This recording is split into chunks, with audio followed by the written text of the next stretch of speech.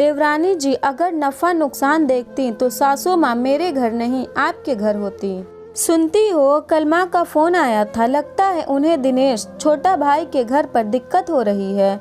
खुलकर तो कुछ नहीं बोल पा रही थी, पर कह रही थी कि सोचा था जब बुढ़ापा आएगा तो बड़े बेटे के साथ रहूंगी, और बड़ी बहू जैसी सेवा कहाँ कोई कर पाता है। इसका मतलब है उन्हें यहाँ आने की इच्छा हो रही है।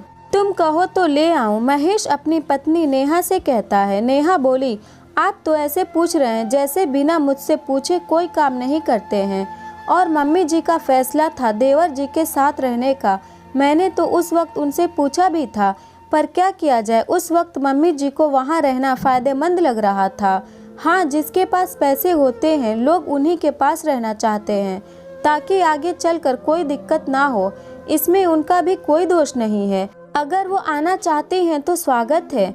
वैसे भी माँ बाप को साथ रखने में नफ़ा नुकसान नहीं देखा जाता है।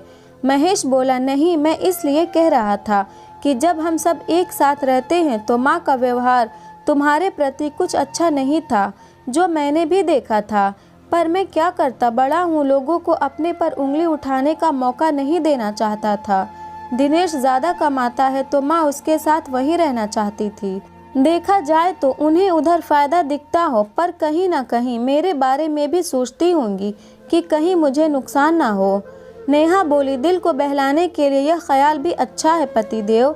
जब आपने तय कर ही लिया है कि माँ जी को यहाँ लाने का, तो नफ़ा नुकसान के बारे में और बीती बातों को मत सोचिए, वरना रिश्ते आगे कैसे बढ़ेगा। मेरी माँ कहती थी, बीती बातों को भुलाकर अगर इंसान आगे बढ़ जाता है तो रिश्तों में भी पौधों की भांति नए पत्ते आने लगते हैं। महेश खुश था कि पत्नी पुरानी बातों को एक किनारे करके अभी भी मन में उसकी माँ के लिए सम्मान रखती है। अगले ही दिन महेश माँ को लेने के लिए निकल गया। करीब 5 घंटे बाद वो कोलकाता से जमशेदपुर पहुँचा। नेहा की देवरानी अनीता बोली, भैया मम्मी जी को ले जा रहे हैं क्या? भाभी से आपने पूछा? महेश मुस्कुरा कर बोला, उसकी कोई ज़रूरत नहीं, क्योंकि जब उसकी माँ मेरे घर आती है तब भी हमें एक दूसरे से पूछने की ज़रूरत नहीं पड़ती है। नेहा का मानना है कि रिश्तों में नफ़ा नुकसान नहीं देखा जाता।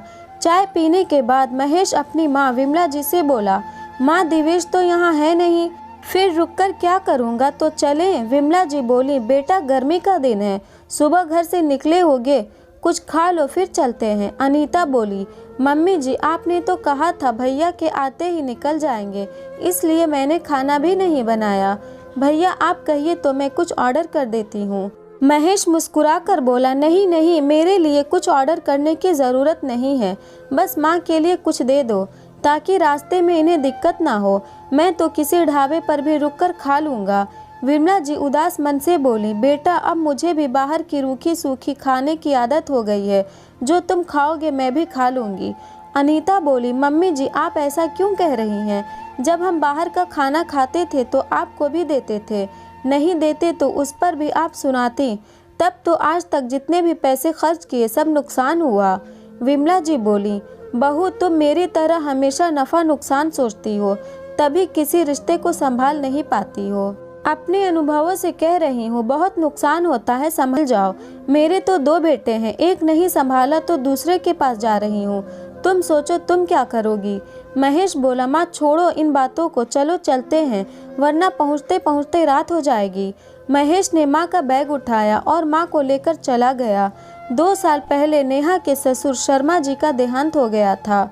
उस वक्त विमला जी ने सोचा, बड़ा बेटा कम कमाता है तो वहाँ आराम कम मिलेगा।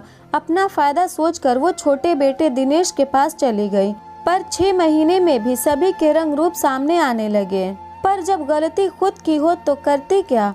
3-4 महीने में महेश के पास आती थी, पर फिर छोटे बेटे के पास चली जाती थी। धीरे धीरे उन्हें वहाँ दिक्कत होने लगी। जब कोई नौकर चाकर नहीं रहता तो अनीता सारा काम विमला जी से करवाती। तब विमला जी को अपने नुकसान का एहसास हुआ।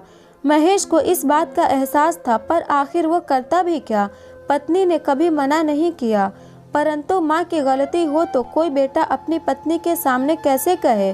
सालों लग गए महेश को हिम्मत जुटाने में, पर जब उसने नेहा से कहा तो नेहा ने बड़ी ही सादगी से सब कुछ महेश पर छोड़ दिया। मानो वो उन बातों को कभी याद नहीं करना चाहती थी। विमला जी घर आईं। नेहा ने उनके पसंद का खाना बनाया। सब एक साथ बैठकर खा रहे थे। ये सब देखकर विमला जी के आंखों से आंसू बहने लगा। नेहा झट से बोली, मम्मी जी क्या हुआ, क्या खाना अच्छा नहीं लगा? वो बोली, बहू मुझे माफ़ कर दो, मैं अपने फ़ायदे के लिए छोटी बहू के पास चली गई थी, पर कभी भी मुझे एहसास नहीं हुआ कि वो मेरे बेटे का घर है। नेहा बोली, पुरानी बातों को भूल जाइए, ये घर भी आपका ही है। हाँ, उतने ऐशो आराम तो नहीं दे पाऊंगी, पर एक बहू का फ़र्ज़ ज़रूर निभाऊंगी। नेहा के इतना कहते ही विमला जी ने उसे गले लगा लिया। धीरे धीरे समय बड़ी अच्छा तरीका से कटने लगा। नेहा के बिना कहे ही विमला जी आगे बढ़कर उसकी मदद करती थी। नेहा की शादी की 15वीं सालगिरह आई। विमला जी ने अपनी अलमारी से अपना एक पुराना झुमका निकाल कर नेहा को दिया और कहा, तुम सही मायने में घर की बड़ी बहू हो। जैसे इस झुमके की लड़ियाँ एक दूसरे से जुड़ी हैं, आगे भी सबको ऐसे ही जोड़कर रखना। शाम में दिनेश अनीता के साथ आया तो नेहा चाय और नाश्ता लेकर आई। लीजिए देवर जी, आपको प्याज के पकोड़े बहुत पसंद है, तो गर्मा गर्म चाय पीजिए और पकोड़े खाइए। तभी अनीता की नज़र नेहा के झुमकों पर पड़ी। अनीता ललचाई नज़रों से उसे देखी और बोली, भाभी इतने भारी झुमके पहनोगी तो कान कट जाएगा, और ये झुमका मुझे देखा हुआ लग रहा है। हो ना हो ये झुमका मम्मी जी का है जो उन्होंने आपको दे दिए, मुझे तो आज तक कुछ नहीं दिया। वाह भाभी, मम्मी जी के यहाँ आते ही आपको तो फ़ायदा हो गया। नेहा मुस्कुरा कर बोली, सही पहचानी हो देवरानी जी, तुम्हारी नज़र तो बड़ी तेज़ है। जब मम्मी जी मुझे पहली बार देखने आई थी तब पहनकर आई थी। उन्होंने कहा था कि जब तुम्हारी 15वीं सालगिरह आएगी तब मैं ये झुमके दूंगी। मुझे याद है सब इस झुमके की बहुत तारीफ़ करते थे। छोड़ो इन बातों को, वो तो मम्मी जी ने कहा इसलिए मैंने पहन ली, वरना मैं इतनी भारी झुमके कहाँ पहनती हूँ। और वो पानी लेने चली गई। नेहा के जाते ही अनीता विमला जी को किनारे ले जाकर बोली, मम्मी जी हमारे घर में आप साल भर रहीं, पर कभी मुझे तो आपने इतना भारी झुमका नहीं दिया। आपने जानबूझकर अपना भारी झुमका भाभी को दिया, इसलिए आप यहाँ आने के लिए परेशान थी, है ना? विमला जी बोली, बहू तुम भूल गई क्या? तुम्हारी शादी के बाद तुम्हें भी झुमके दी थी, और ये झुमका तो बहुत पुराना है जो मुझे मेरी सास ने दिए थे। उस समय फैशन में नहीं थे तो मैंने तुम्हारे लिए नए बनवाए थे जो तुम्हें मुंह दिखाई में दिए थे। अनीता बोली, क्या फ़ायदा हुआ आपको अपने साथ रखने का? आपको रखने में मेरे तो पैसे भी खर्च हुए, ऊपर से घाटे में मैं ही रही। बताओ, फ़ायदे में तो भाभी रही, किया कुछ नहीं और फ़ायदा ही फ़ायदा। नेहा विमला जी के चेहरे के हाव भाव को दूर से देखकर समझ रही थी कि कोई गंभीर बात हो रही है। नेहा आइसक्रीम लेकर सबके लिए आई तो अनीता बोली, मुँह तो आप मीठा करो भाभी, मम्मी जी को यहाँ लाने में आप सफल रही। आपके लिए मम्मी जी को यहाँ आना फ़ायदे का सौदा रहा। नेहा मुस्कुरा कर बोली, देवरानी जी आपको सालों तक ये मौका मिला, पर आपने सिर्फ अपना फ़ायदा देखा, अपनी सास का नहीं। अगर मैं नफ़ा नुकसान देखती तो पहले ही मम्मी जी को ज़बरदस्ती अपने पास रोक लेती। और जहाँ तक बात मेरे नफ़ा नुकसान की है तो सासू माँ मेरे घर नहीं, अभी तुम्हारे घर होती। विमला जी बोली, बहू छोड़ो इन बातों को, अभी छोटी बहू को समझ में नहीं आ रहा है। जिस दिन ये नफ़ा नुकसान से ऊपर उठेगी मेरी तरह इसे भी अपनी गलती का एहसास हो जाएगा। नेहा बोली, अनीता इंसान गलतियों से सीखता है, रिश्तों में हमेशा नफ़ा नुकसान देखोगी तो अपने बच्चों को क्या सिखाओगी?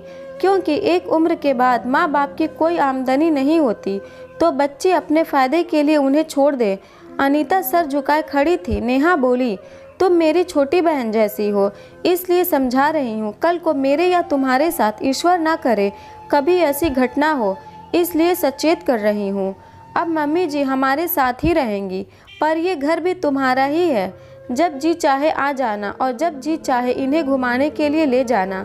मेरी बातों को दिल पर मत लेना, अब आइसक्रीम खाओ वरना इसकी मिठास कम हो जाएगी।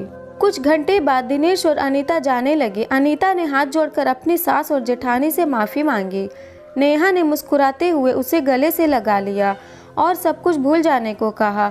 सबके जाने के बाद विमला जी बोली, बहू तुम कैसे ये सब कर लेती हो? नेहा बोली, मम्मी जी जब हम सब एक साथ रहते थे और आपकी बातें मुझे बहुत तकलीफ़ होती थी तब मैं सोचती थी अगर मैं पुरानी बातों को ही लेकर बैठी रहूंगी तो कभी आगे नहीं बढ़ पाऊंगी, तब तो मैं खुद के साथ नुकसान करूंगी। सच कहते हैं लोग, अंत भला तो सब भला। जहां विमला जी को अपनी भूल का एहसास हुआ, वहीं अनीता ने भी अपनी गलती मान ली। महेश ने भी ये सीखा कि वक्त रहते ही अपनी मन की बात अपनों के सामने कह देनी चाहिए, तो रिश्ता सुधारने में इतना वक्त नहीं लगता। मित्रों, कई बार हमें नफ़ा नुकसान से ऊपर उठकर सोचना पड़ता है, पर जब कुछ आपके हाथ में न रहे तो अपने स्वाभिमान को ठेस पहुंचाकर कभी नुकसान में मत रहिए। पुरानी बातों को छोड़कर आगे बढ़ जाने में ही अपना फ़ायदा है। अगर ऐसी स्टोरी सुननी आपको पसंद है तो इस चैनल को तुरंत सब्सक्राइब करें और वीडियो अच्छी लगी तो इसे लाइक भी करें।